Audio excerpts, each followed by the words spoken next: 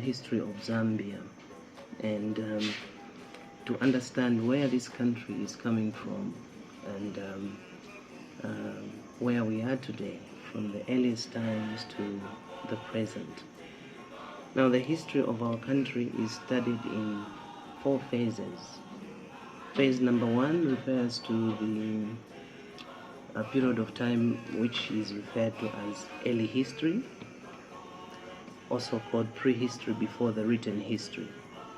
Now, with early history, the emphasis is more on the activities of the early creatures, and these involve the early creatures in the development of man, Neanderthals and the Homo sapiens like Homo habilis, whose activities are not very complicated, but they are restricted to survival. Okay, the development of man restricted along survival.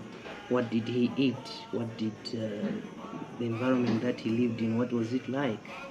Of course, those are the things that are centered around, and we have a national heritage, I think, marking those places like Kalambo Falls, Nachikufu area there, Victoria Falls, and this extends to the time of the San people, otherwise called the Bushmen. Although the use of the phrase Bushman is highly discouraged this day because it has some degree of degrading. We just want to identify them as the San people. Then from that phase you come to the pre-colonial time, and the pre-colonial time is a time when you study the presence of the Bantu people. Of course, the Bantu people, their migrations in Zambia, they come through 2 phases. The first phase that comes from the Cameroon Islands through the eastern stream and the western stream, identified through the routes they took by the pottery styles. And then the second wave comes from the Lubalunda, and from that time you see a settlement in Zambia of different people. Now we are saying Zambia because that time it was still an open place. It was not mapped. It was just an open space. I'll come to how the mapping of Zambia was done. So during this time, pre-colonial, that's when you see the existence of pre-colonial societies which were very centralized. Among them, the Bemba kingdoms, the Undi kingdoms, the Lozi kingdoms, and the Kazembe kingdoms of Wapula Valley there, and the kingdoms in northwestern province, and that was a pre-colonial time.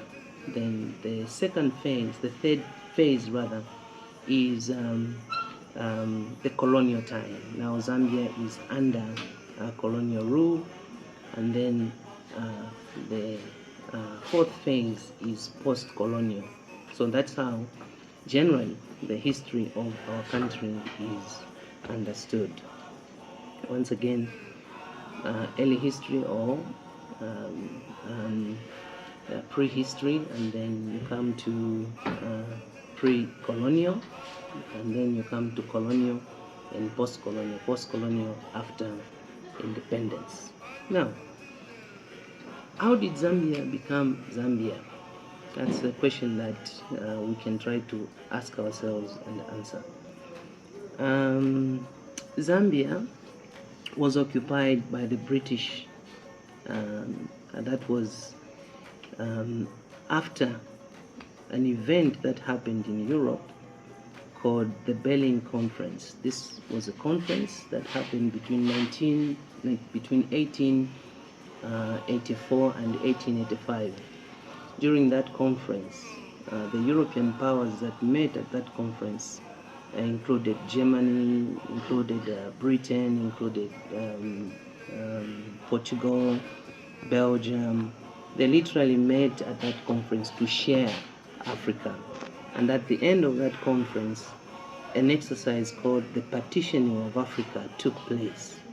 Now, that partitioning of Africa simply means the sharing of Africa among those powers who attended that conference. During that partitioning of Africa, the sharing that was done involved mapping out Africa to the countries that you are seeing today.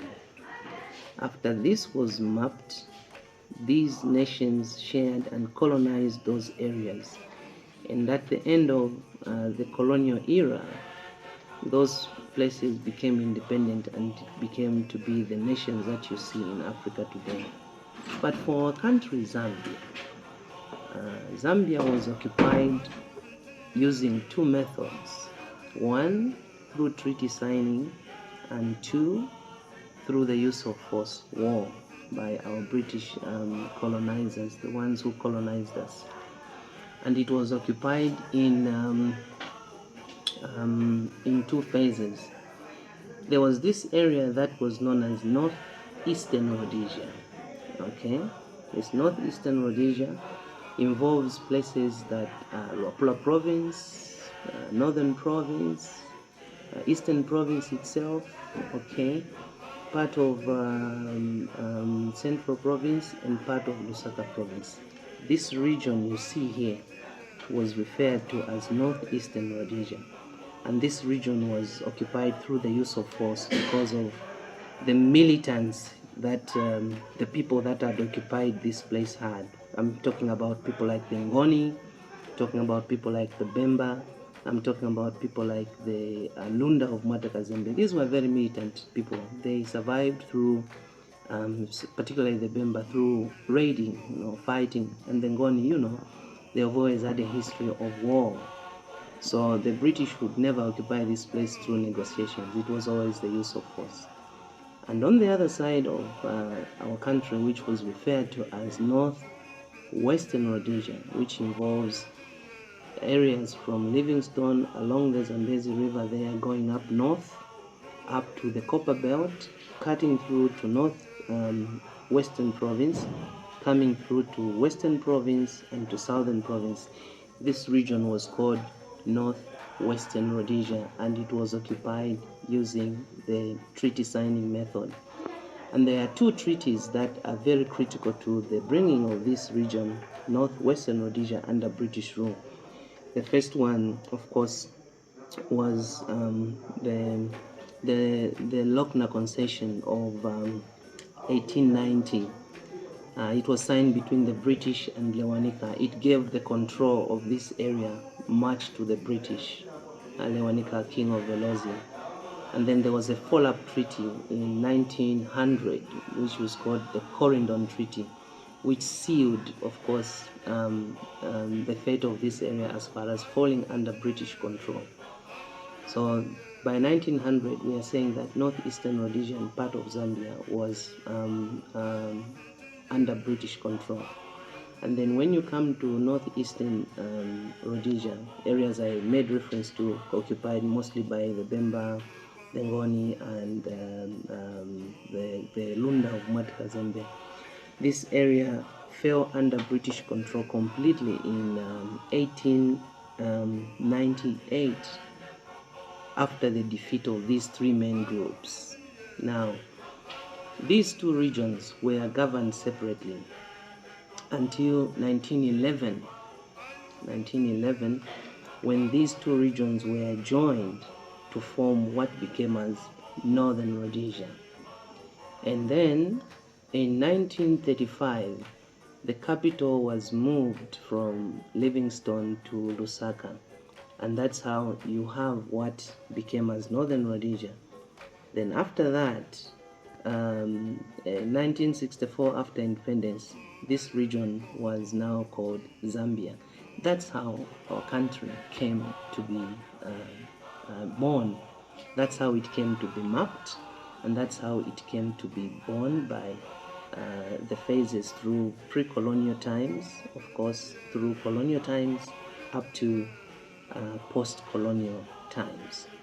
Now, we're talking about, perhaps I need to mention one thing again before we proceed, and this is how this nation was administered.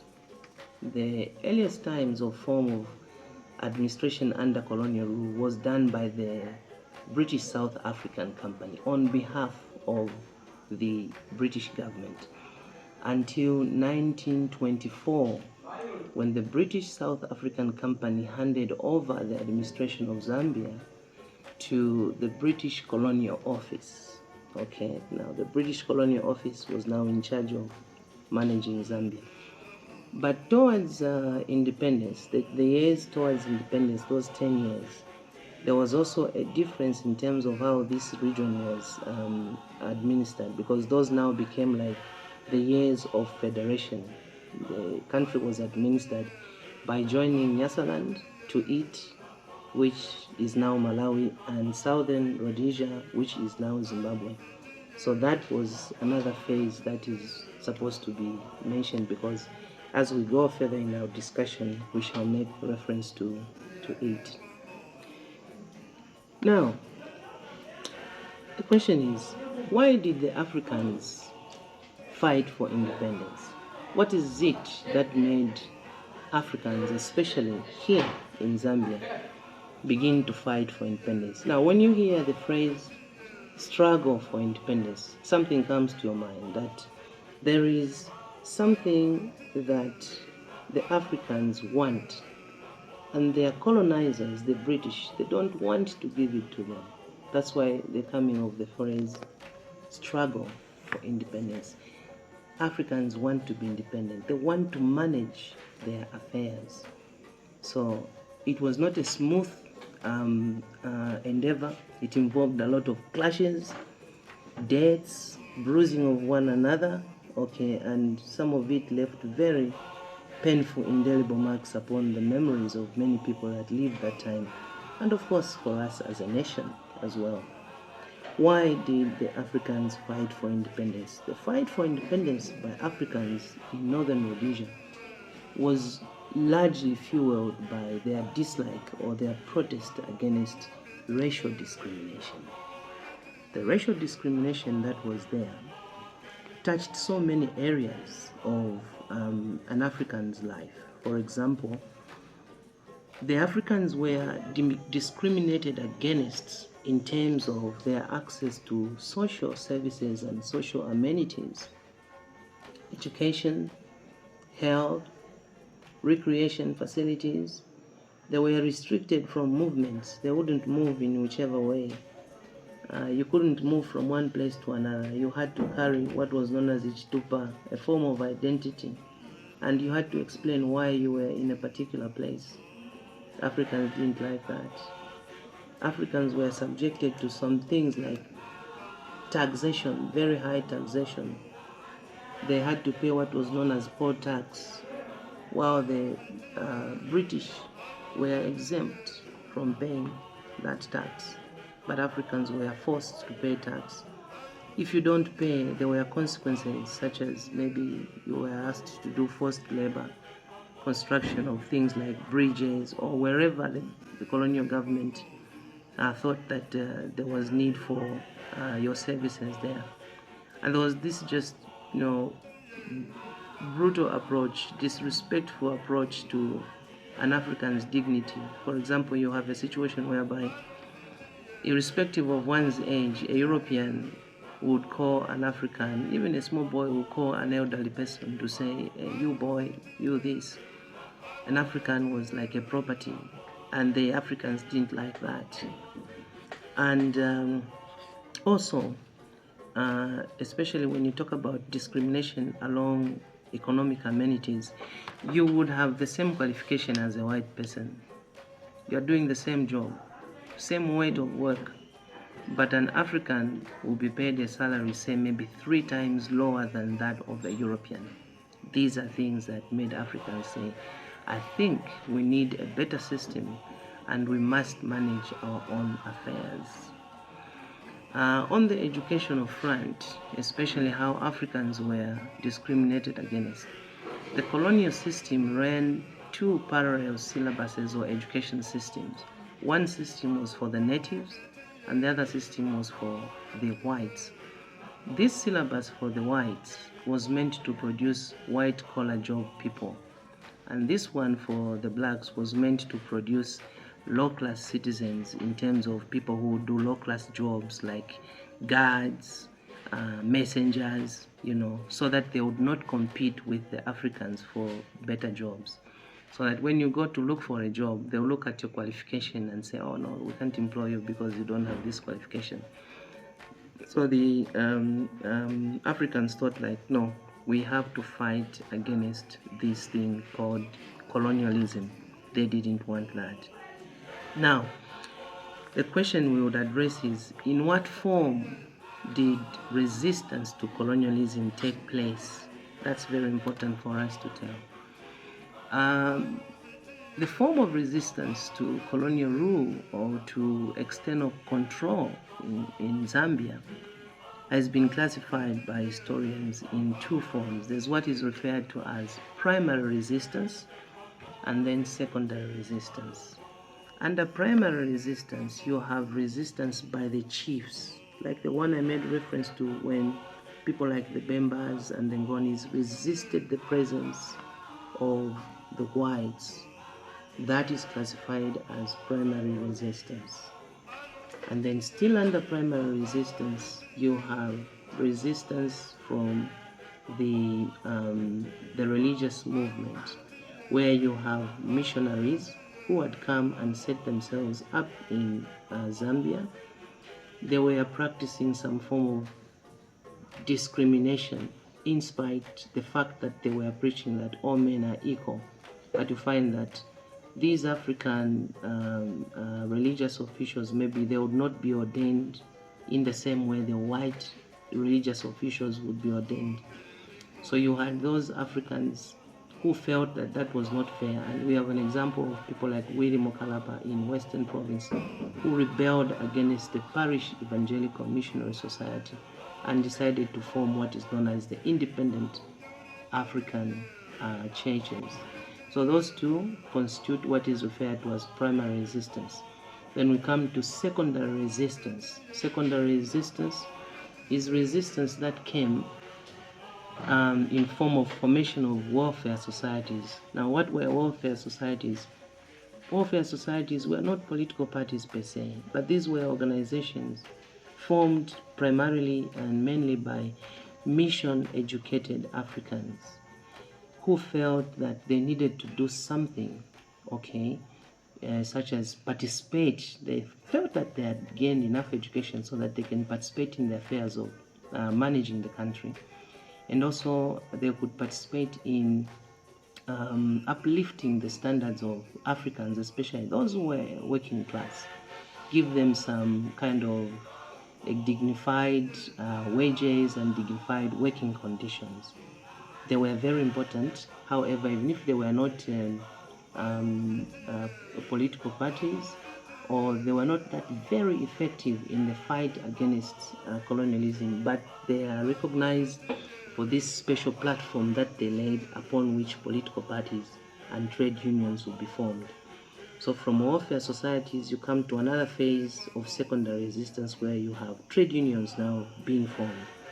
And trade unions centered a lot around the working conditions of Africans, so much so that by 1935, because of the presence of the trade unions, you see the incitation or the occurrence of the famous 1935 miners' strike on the Copper Belt. Now you see that as Africans were resisting, they were becoming a little bit more confident of themselves, that they can govern themselves, or they could resist a white man in a way, because earlier there was this view that a white man was a superior being. But these forms of resistance exposed the Africans to the reality that it's possible that a white man can be fought against and can be prevailed over. Now, who exactly do we credit for having to have fought for independence? The credit cannot go to one particular group. The credit goes to many people, many groups of people, and also the prevailing geopolitical issues of the day. You discover that most African countries, including Zambia, became independent or started fighting for independence after the Second World War. Now, after the Second World War, something dramatic happened among the colonizers. Because of their participation in the Second World War, their economies went down a lot, and they were facing problems in managing their colonies, and Britain was one of them. But again, another thing that happened is that when Britain was fighting in the Second World War, it got many Africans to go and fight alongside them. And those Africans, when the war was over, when they came back to Zambia, they formed an elite group of people who knew that a white man is just as human as anyone else, because they fought against other white men in the war, and they fought alongside the other white men who they noticed in terms of their vulnerability, and then they felt, then we can also fight him against colonialism, this white man.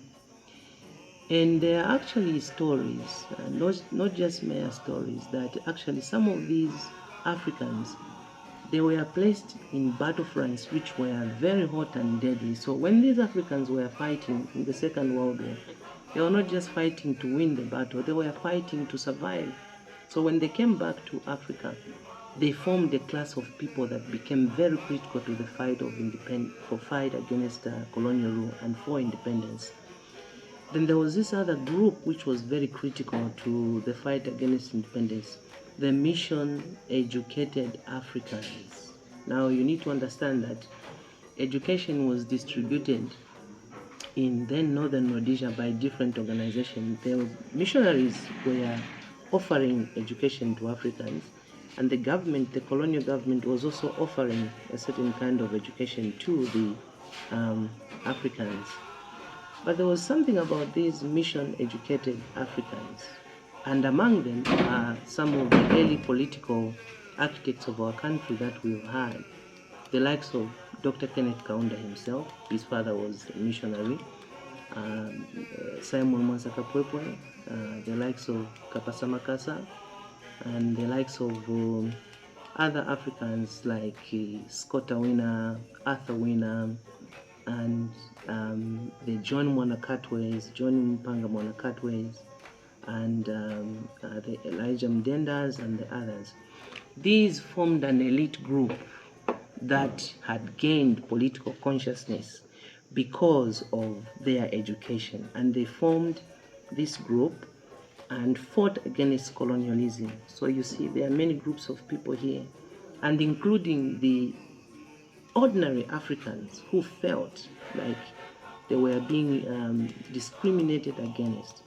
And so when these people spoke to the other Africans, they appealed to their emotions, okay, and they appealed to their needs. And these Africans, they said, fine, we have to fight against independence.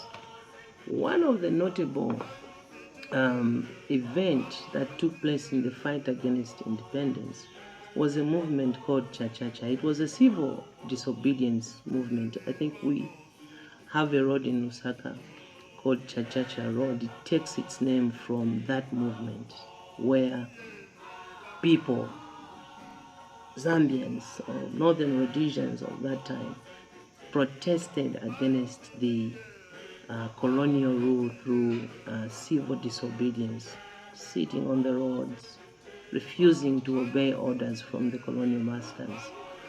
And then you see all this put pressure on the British government, which was of course collapsing under the weight of economic problems as a result of the Second World War.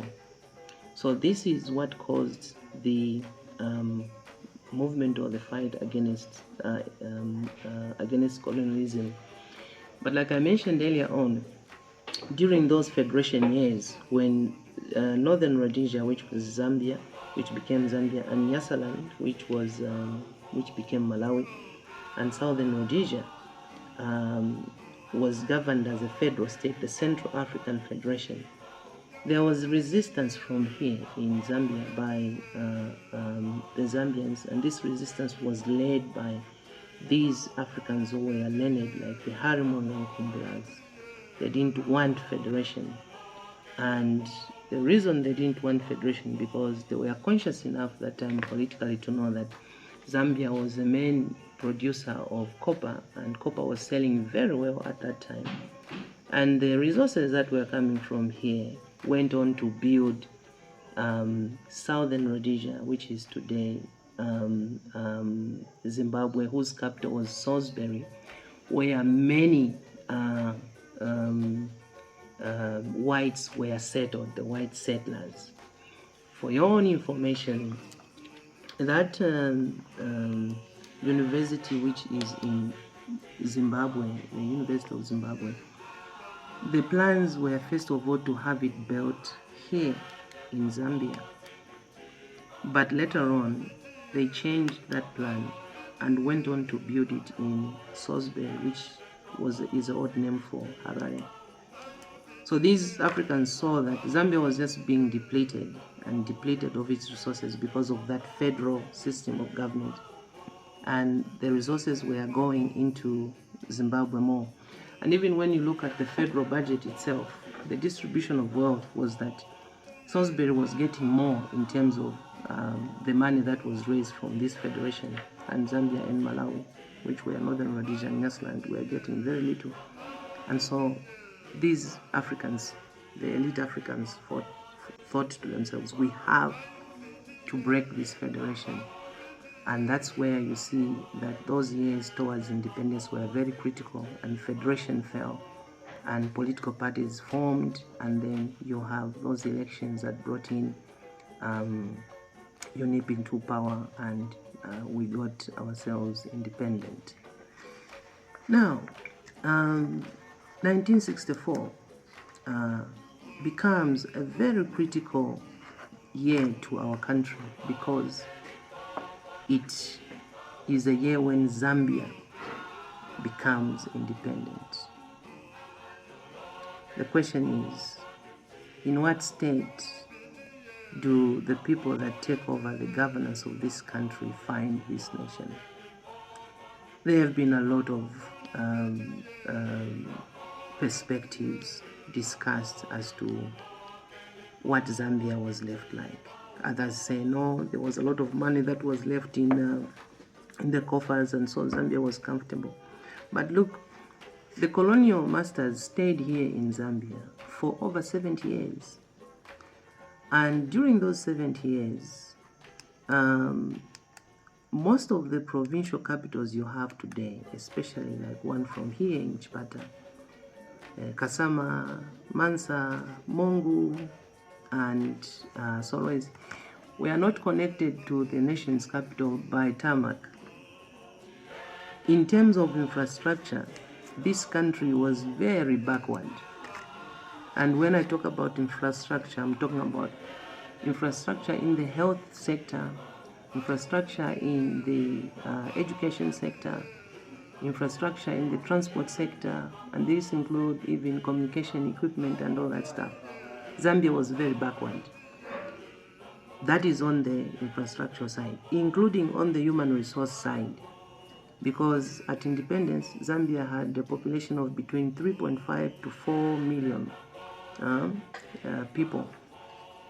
Out of those, Zambia had less than 100 graduates. But yet, this new independent country required human resource to manage the economy, to manage the public service, to manage the legal system, to manage the legislature, and all those critical and strategic government departments. But there was nobody who could do that because the education that Africans had was very, very much not enough actually to manage them with that expertise. So that was a problem. And the government had to rely on the foreigners who attained the status of expatriates. So they had to be paid a lot of money to offer these services. At the Bank of Zambia there, the Ministry of Finance there, the Ministry of Justice, like I said. These are areas that require expertise, professional expertise, and we had very little of those. We didn't even have a university here in Zambia, yet we needed our country to develop.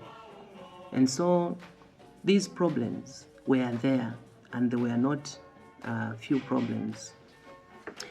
Also, a big problem that came in was a problem of uniting the 73 ethnic groups that we have in Zambia. People like to use the word tribe, but I prefer to use the word ethnic groups. Now, what was the problem with this? The way we were governed by our colonial masters did not allow the ethnic groups that we have in Zambia to mix freely with others, for the fear that the increased contact would offer them a platform to learn that they are having similar problems, and therefore they would form a force to fight against colonial rule. So if you were coming from, say, Lundazi, you were a Tumbuka, and you go look for a job on the Copper Belt, you will not be allowed to be accommodated in the same quotas as the Bembas or as any other ethnic group. The idea is to isolate you from these others so that you are not incited. And so that kind of colonial administration created divides. Okay, it accentuated tribalism. Actually, tribalism, I hear it discussed a lot today, has its roots in the colonial times. So the challenge that this new government of Dr. Kaunda and his colleagues had was to unite these ethnic groups, and there was a lot of work because it was not easy. Of course, every ethnic group wanted representation either in the cabinet or in the highest, in the high positions of the civil service. This was a delicate matter, and you agree with me that it still remains a delicate matter that we are still grappling with as a nation. Until the time came for one Zambia, one nation, and all those were attempts at uniting this nation. The 73 ethnic groups, so that we could move together as a nation and develop this nation in these sectors that are mentioned. There was need to begin building schools because that area was very much neglected, building hospitals because that area was very neglected, training personnel in the health sector, in the education sector, in the financial sector, and many, many others, and sending some of them outside Zambia at a very, very huge cost. So at independence 1964, Zambia started off as a democratic country with many other political parties, with UNIP and African National Congress. UNIP was led by Dr. Kaunda, Kenneth Kaunda, and ANC was a major opposition party led by Harry Mwangankumbula. Later in the years 1972, 73, thereabout, 1973 onwards, Zambia transitioned from a one-party state to from a multi-party state to a one-party state. There are several factors that led Zambia to that, and one of them is, of course, an attempt to unite the 73 tribes of Zambia. Another one, rarely talked about by historians, is the events that were taking place at the global level, because our history has greatly been influenced by events that have been taking place at the global level, and especially after the Second World War, which is, of course, the coming in of the Cold War, the division of Europe between the Western Bloc and the Eastern Bloc. The Western Bloc, they believed in capitalism, and they were led by United States of America. The Eastern Bloc believed in communism, led by Russia, or you might want to say USSR. So these two political ideological blocs wanted to win the favor of many African countries. Okay, they wanted to win them to their sides because these African countries would be critical to being sources of raw materials, as well as for strategic reasons, military strategic reasons, because of how certain countries are positioned geographically. That is at a global level. And then bringing it down also, the politics, the regional politics of the time, and I'm talking specifically about Southern Africa and the role that Zambia played. Zambia played a very big role in the liberation of Southern Africa. I'm talking about countries like Namibia, Botswana, Mozambique, because as you see, even Southern Rhodesia itself, which became Zimbabwe. But the most critical of all was South Africa, which was under the brutal apartheid regime.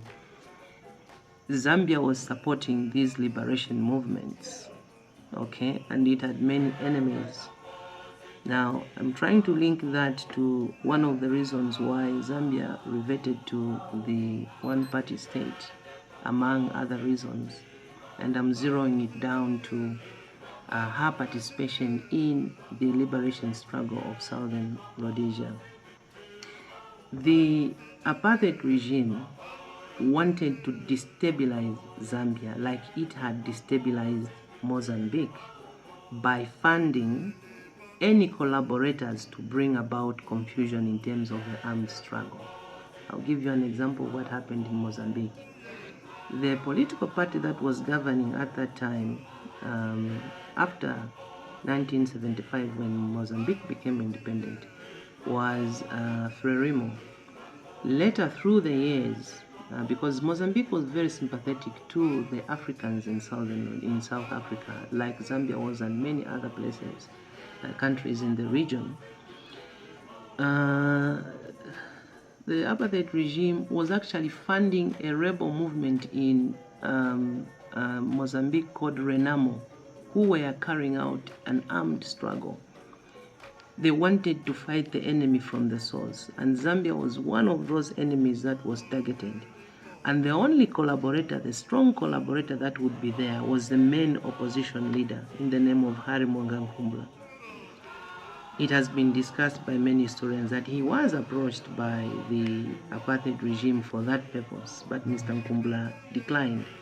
Instead, he sought an audience with his comrade, Dr. Kenneth Kaunda, and thought that the only way they could unite the nation and secure its peace and security was to form a one-party state, so that you lessen on the chances of having outsiders to come and interfere into internal matters of the country.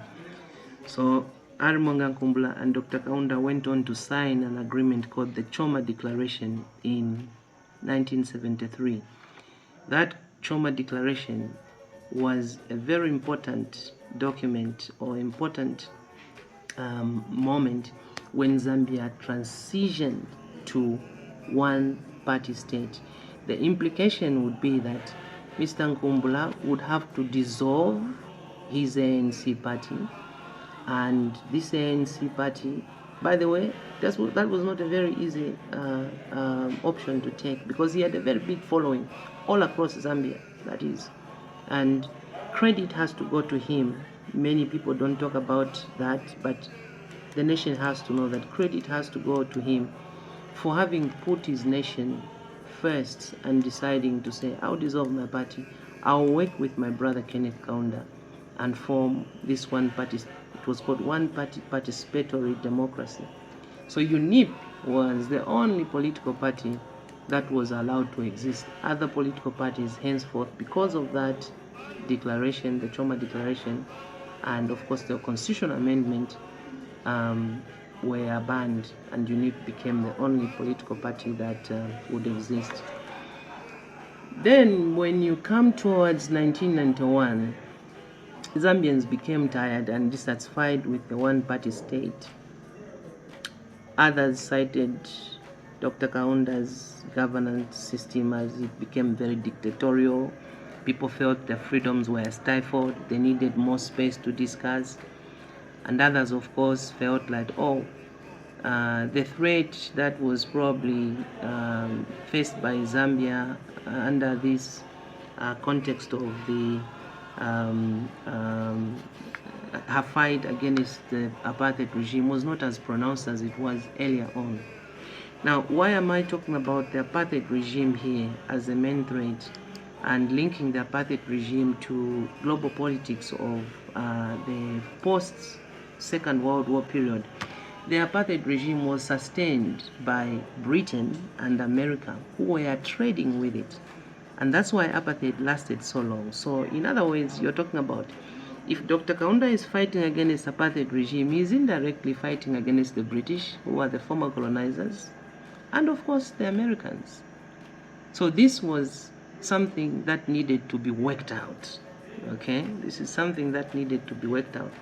So that's a little bit of an insight on the one-party state. But people became tired of it, and they wanted to revert back to multi-party democracy. There was a lot of campaigning on that, and there were of course suggestions that Zambia should hold a referendum, which Dr. Kaunda said was not necessary because it was clear that everyone wanted multi-party democracy because of the outcome of the Mvunga Commission, which was appointed by Dr. Kaunda to look into the matter of whether or not Zambia should go back to multi-party democracy. So Zambia retained, and then elections were held in 1991, and Frederick Chiluba of the MMD won that election, and UNIP was tossed out of power. And MMD governed this country for 20 years, I think, up to 2011, from 1991. And again, there, Zambians became dissatisfied with the MMD government. They elected the Patriotic Front, which was a political party led by Mr. Michael Sata. Well, they were happy because that's what they wanted at the time. And 10 years later, in 2021, they also got dissatisfied with the Patriotic Front and decided to vote in the United Party for National Development under President Hakainde Hichilema, which is the governing party to date. This is how we have progressed as a country in a nutshell, from the earliest times to the present. One thing that is notable is that these 61 years we have been independent as a country. Each time independence comes, it's a moment of reflection about where we are coming from, the challenges we faced, okay, and how we have overcome those challenges. We have a flag of Zambia that has an eagle. That shows how we have been rising above our challenges as a nation. And that is a spirit that I think most Zambians must believe in to make Zambia become the nation that the world is proud of. We've been able to change governments peacefully without having problems like you have in other regions. Pre-election periods and post-election period, they have all been managed. Differences have been there among politicians, but they have always found a way of resolving those peacefully. And this is the value system that this country has, that even when we celebrate independence, we look back, it didn't come from nowhere. It was a systematic building up of one phase to another, rising up above challenges, learning from mistakes, and chanting the way forward in a manner that everyone would say, oh, this is good about our country. What is the way forward? I think the way forward, especially among the youths, there seems to be a slight disconnect. I don't know whether it's because we've not been teaching enough about our history as a country. And I think today, if you take a survey on what independence means among the youths, very few people would delve into some of the details that independence didn't come very easily. It came at a price. And even building this nation from the scratch did not come from nowhere. It came from sacrifice and selflessness of people. And those are values that a country must sustain for it to progress. Once those values and the understanding of that is disconnected, there will be a problem there, because we may have good scientists, yes, we may have good engineers, but if the values of patriotism are not inculcated in them, by ignoring the telling of the story of where we've come from as a nation, then we're in for big trouble. If you take a survey on social media to see how many youths are talking about independence, you're going to see very low participation there. Yes, around in Zambia you can see that you have so many people this time putting on independence regalia. But the question is that independence regalia translating into understanding the deep things of what this independence is all about? Or it's just like one of those things that you see in passing that people wear and it passes like that.